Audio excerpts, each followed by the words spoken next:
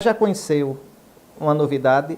A plataforma do Dom Henrique é um ambiente de estudo para aprofundar a fé. Ali você encontra estudos bíblicos, homilias, comentários da Palavra de Deus, comentários da fé católica.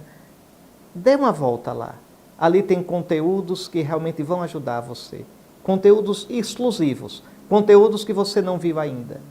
Experimente ver e seja bem-vindo.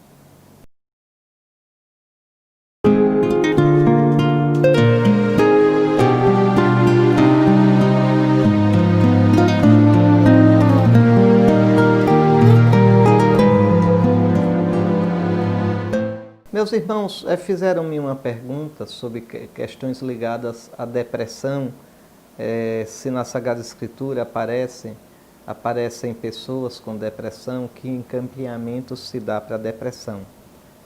Veja, eu não sou médico, eu sou bispo, eu sou pastor.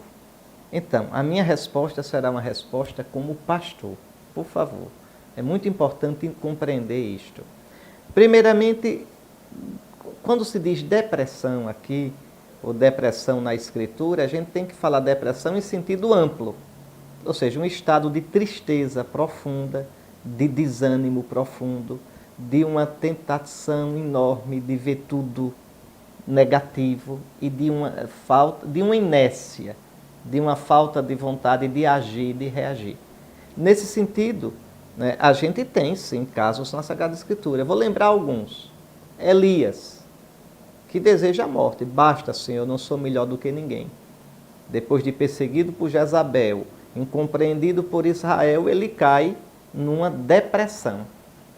Veja, não sei se um psiquiatra, olhando lá a fenomenologia, as características do que eles chamam de depressão, chamaria de depressão, mas no sentido amplo, uma depressão.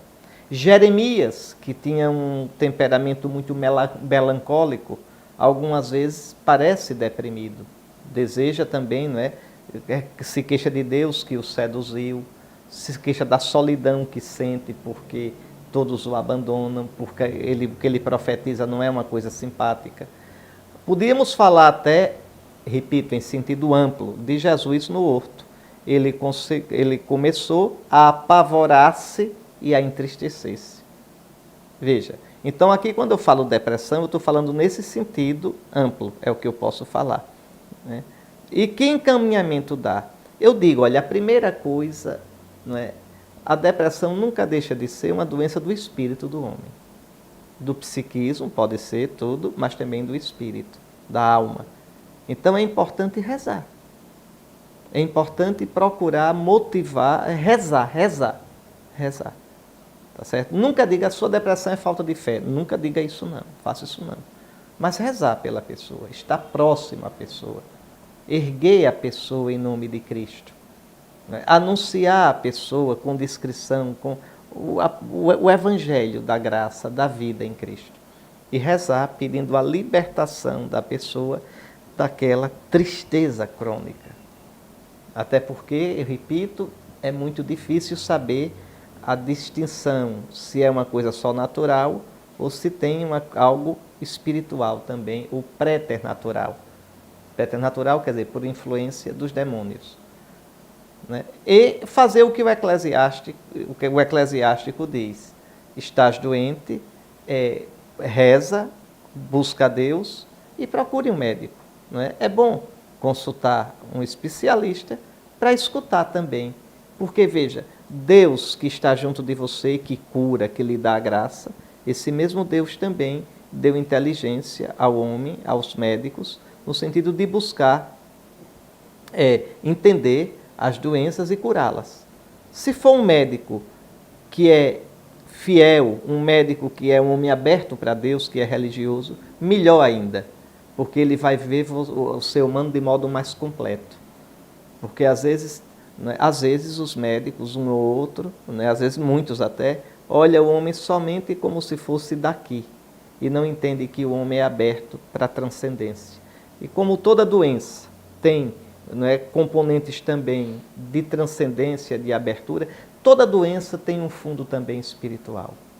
Toda doença tem um fundo espiritual. Tanto quando você está doente, observe que o seu ânimo muda, né? Às vezes o seu modo de rezar, o seu modo de experimentar Deus, o seu modo de experimentar a vida.